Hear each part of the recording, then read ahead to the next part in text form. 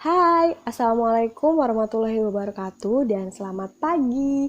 Nah, di video kali ini kita akan membahas tentang kelanjutan dari video-video sebelumnya, yaitu video sebelumnya kita membahas tentang eksponensial, maka selanjutnya kita akan membahas tentang logaritma.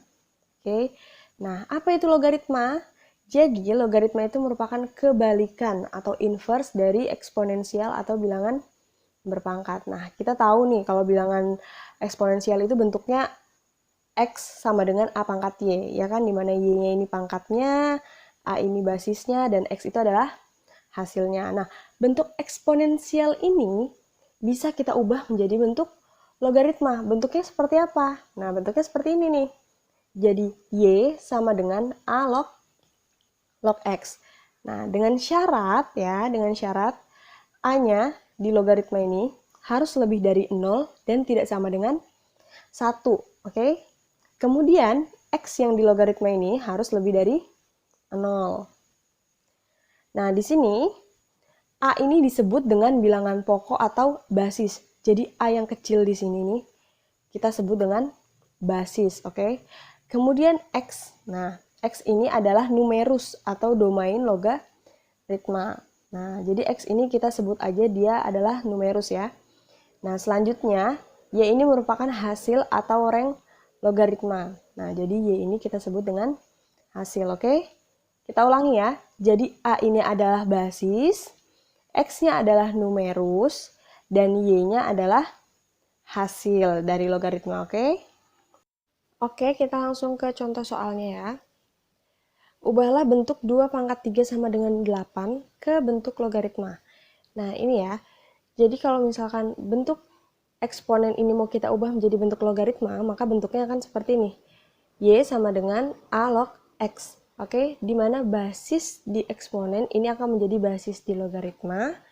Kemudian pangkat di eksponen ini akan menjadi hasil di logaritma. Dan hasil di eksponen ini akan menjadi numerus di logaritma ya. Oke, kita coba mengubah bentuk 2 pangkat 3 sama dengan 8. Nah, sehingga 2 pangkat 3 sama dengan 8 ini kita bisa ubah menjadi bentuk logaritma, yaitu 2 log 8 sama dengan 3 ya. Dimana 2 ini pangkat 3 sama dengan 8. Oke. Lanjut ke contoh kedua, coba ya, biar lebih paham lagi gimana cara ngubahnya, oke? Nah, ubahlah bentuk 2 pangkat 4 sama dengan 16 ke bentuk logaritma. Bentuknya gimana tuh jadi? Ya, jadi 2 ini nanti akan jadi basis di logaritma, ya kan? Kemudian pangkatnya ini, 4-nya ini akan menjadi hasil, ya. 4-nya akan menjadi hasil, dan 16-nya nanti akan menjadi numerus di logaritma ya, sehingga menjadi 2 pangkat 4 sama dengan 16, bentuk logaritmanya adalah 2 log 16 sama dengan 4, di mana 2 pangkat 4 sama dengan 16. Oke, selanjutnya contoh lagi. Nah, ini berapakah nilai dari 3 log 9 ya? Berapakah nilai dari 3 log 9?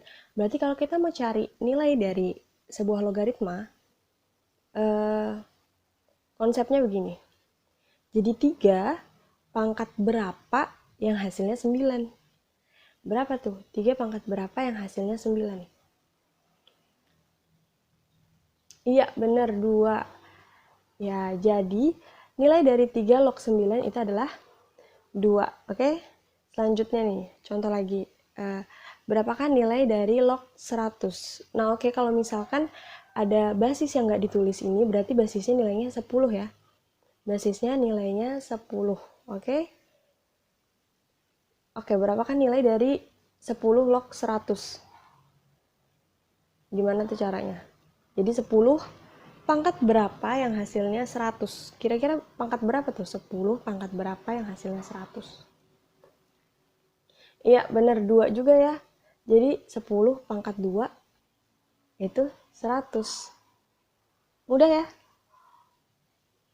Oke, kita lanjut ke sifat-sifat logaritma. Ya, jadi di sini ada 10 sifat logaritma yang harus dipahami karena sifat-sifat logaritma ini sama kayak sifat-sifat eksponen sebelumnya ya.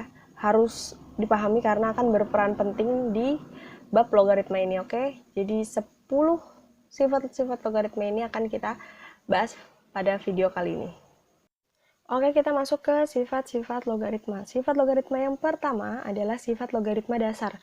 Jadi di sini sifat logaritma dasarnya ada dua bentuk, yaitu A log A sama dengan 1, A log 1 sama dengan 0. Ibu ingatkan lagi ya, jadi ini, yang kecil ini, namanya adalah basis. Dan yang di belakang log ini adalah numerus. Oke? Dan ini adalah hasil dari logaritma. Oke, sekarang kita bahas yang pertama dulu ya. Nah, jika ada sebuah logaritma yang memiliki basis dan numerusnya sama, maka hasilnya pasti 1. Oke? Jadi kalau ada logaritma yang basis sama numerusnya sama nilainya, maka hasilnya adalah 1. Selanjutnya yang kedua adalah jika ada sebuah logaritma yang numerusnya itu 1, ya numerusnya bernilai 1, maka hasilnya pasti 0, oke? Berapapun nilai A-nya, oke? Nah, contoh soalnya adalah 2 log 2 sama dengan 1. Nah, ini basis sama numerusnya sama, oke? Pasti hasilnya adalah 1 nih.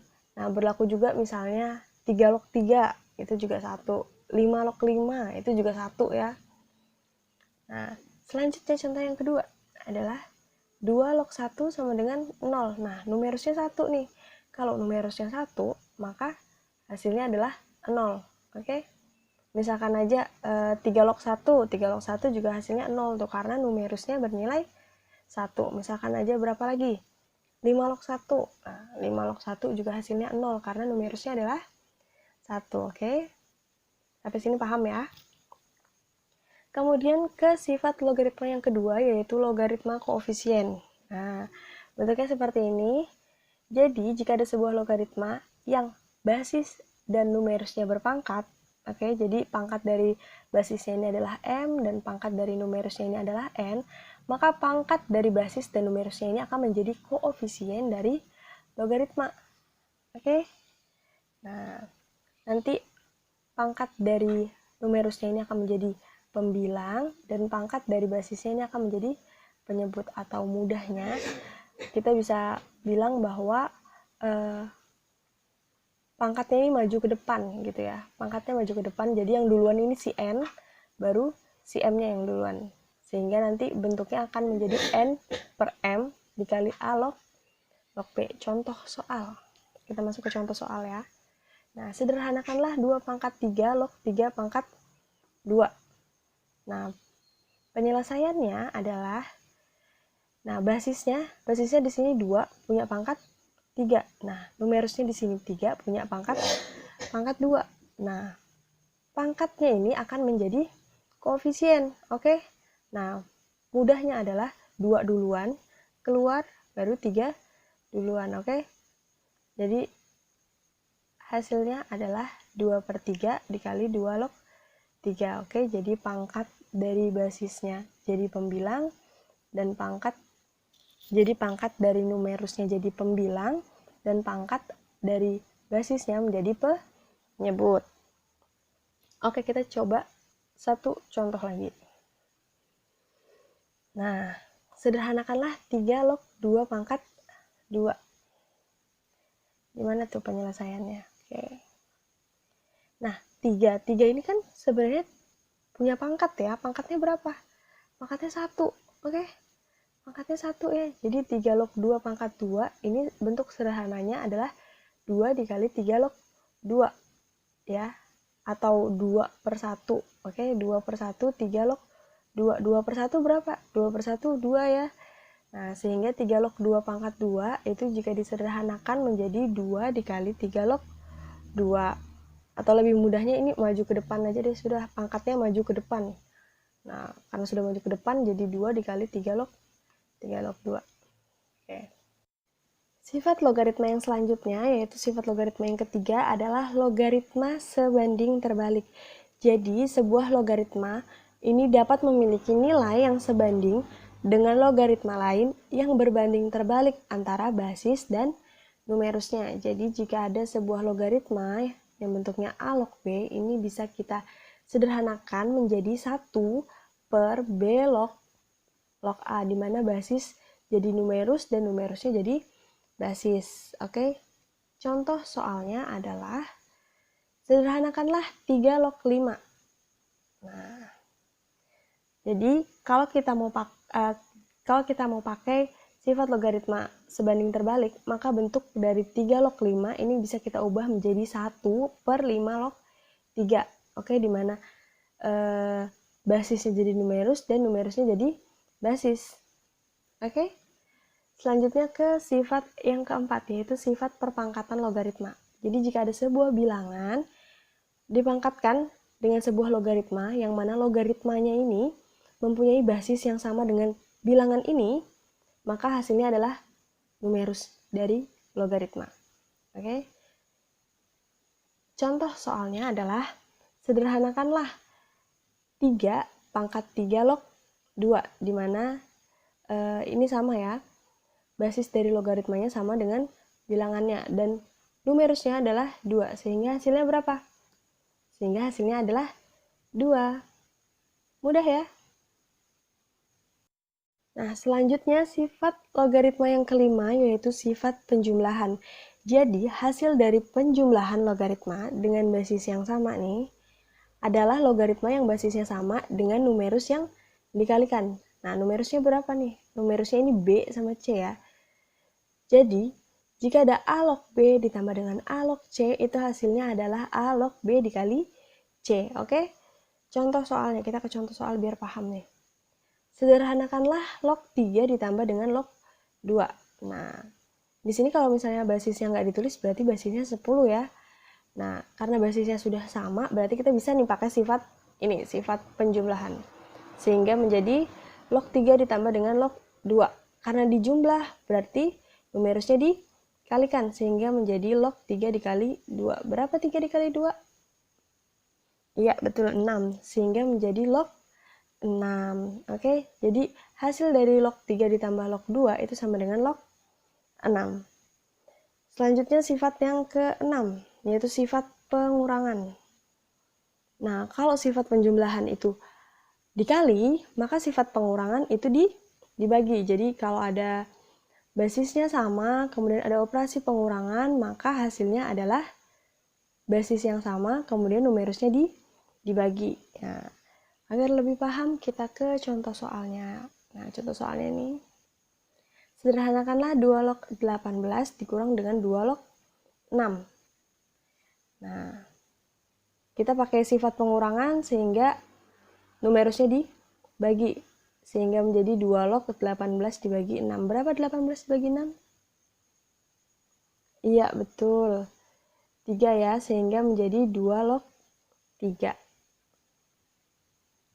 Oke, kita lanjut ke sifat logaritma yang ketujuh, yaitu sifat perkalian. Jadi operasi perkalian antara dua buah logaritma itu dapat disederhanakan apabila kedua logaritma tersebut memiliki basis atau numerus yang sama. Jadi, basis pada logaritma sebelah kanan ini sama dengan numerus pada logaritma sebelah kiri. Oke?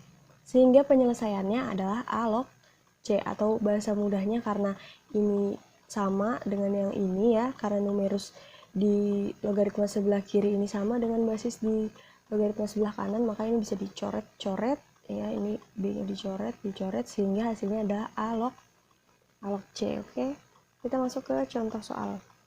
Selesaikanlah 6 log 7 dikali dengan 7 log 5. Penyelesaiannya bagaimana? Nah, ya, kita pakai sifat perkalian yang mana A-nya itu 6 dan C-nya adalah 5. Oke, sehingga hasilnya adalah 6 log 5. Atau jika ketemu soal seperti ini nih, ininya sama, kita bisa coret-coret sehingga hasilnya adalah 6 log 5. Mudah ya. Lanjut ke sifat pembagian. Nah, operasi pembagian antara dua buah logaritma itu dapat disederhanakan apabila logaritma tersebut memiliki basis yang sama. Nah, jadi apabila ada sifat pembagian begini, ada operasi pembagian lalu basisnya sama ya, ini kita bisa sederhanakan menjadi A log B. Oke, kita langsung ke contoh soal ini. Sederhanakanlah log 3 dibagi dengan log 2. penyelesaiannya. Kita pakai sifat yang ini ya, yang mana A-nya adalah 2 dan B-nya adalah 3. Sehingga hasilnya adalah 2 log 3. Oke, ke sifat logaritma yang terakhir yaitu sifat logaritma numerus terbalik. Jadi, sebuah logaritma itu dapat memiliki nilai yang sama dengan nilai negatif logaritma lain yang memiliki numerus sama dengan pecahan yang terbalik. Jadi, maksudnya kayak gini, jika ada A log B per C, ini sama aja dengan negatif A log C per B. Oke, kita langsung ke contoh soalnya.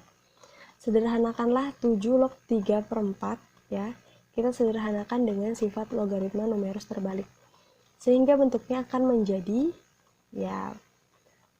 negatif 7 log 4 per 3 ya. Ditambah negatif dan numerusnya dibalik jadi 4 per 3. Gampang ya?